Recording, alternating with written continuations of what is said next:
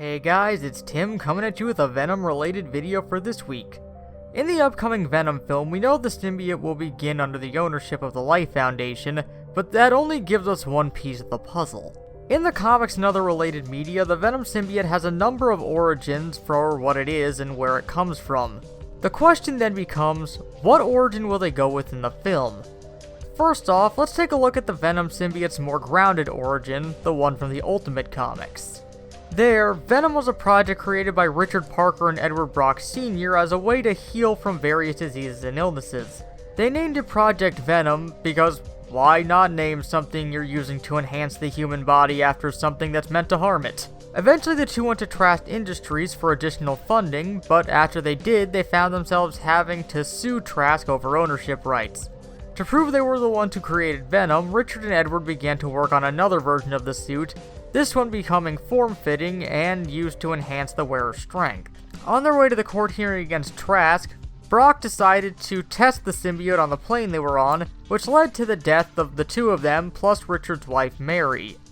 It was later found out that the suit requires a huge amount of energy to function, which it gets from eating other living organisms, and seems to exist in a state of extreme rage at all times, which means that it can take on a monstrous form if its host has overly negative thoughts. Parts of this seem to fall in line with some things related to the Life Foundation. If they don't want Eddie directly connected to Venom, they can replace his dad in the backstory and have the Life Foundation take Trask Industries' position. Plus, it would make sense with something called the Life Foundation, in the film universe anyway, to create something that would cure diseases and enhance the wearer, thus giving them a better quality of life. But with the symbiote in the Ultimate comics, it's not sapient. It can act on its own and it can influence with its anger, but it doesn't really have a personality like we see with the symbiote in the trailer having a full conversation with Eddie. So let's look at the mainstream origins.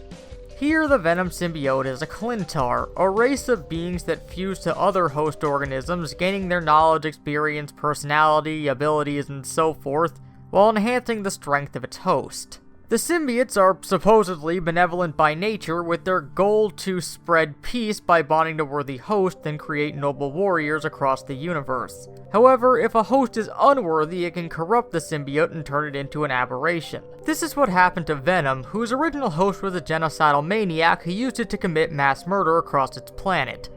This made Venom violent and addicted to rage, which was worsened when an arms dealer tried to weaponize it, using chemicals to increase its aggression and bloodlust. It escaped, but the symbiote Imperium feared that what it had become would contaminate the gene pool for future generations, so they imprisoned Venom. This is in spite of the fact that, regardless of its aggression, Venom still just wanted to bond with a host and protect them and become their partner. When the Beyonder created the original battle world, Venom's prison was transported to this world, and was eventually found by Spider-Man, who Venom bonded to and formed a new suit, and Spider-Man then took it to Earth. Later versions tend to try to take out the portions related to Secret Wars in order to streamline this, so in those versions, Spider-Man finds it on Earth after it finds some way to get there, either just crashing there or being brought back through some space mission or the like. Being another living species would explain how Venom acts in the trailer and interacts with Eddie, though its backstory there is kind of convoluted.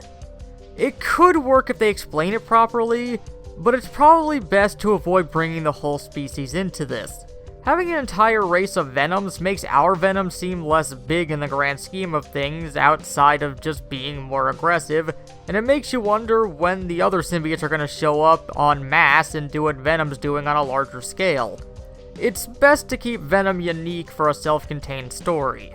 So what they could do is use Venom's origin from the Spectacular Spider-Man and the current Spider-Man animated series. There, Venom was a new life form found out in space who was brought back to Earth for study to see what they could use it for. This was piggybacking off of what they did in Spider-Man the animated series, but going one step beyond by having something happen to it before Spider-Man finds it. This is sort of a fusing of both origins, having the lab experiment and the alien portions of it, but it allows Venom to have its own personality as another species while keeping it unique since we don't know where it came from or what it wants. It tends to be the version that most adaptations go with for that reason. But what do you guys think? What version of Venom's origin do you think we'll see in this new film, or do you think they'll make up a new one entirely? Well, as always, let us know down in the comments, but until next time, this has been Tim from the Hybrid Network, signing out.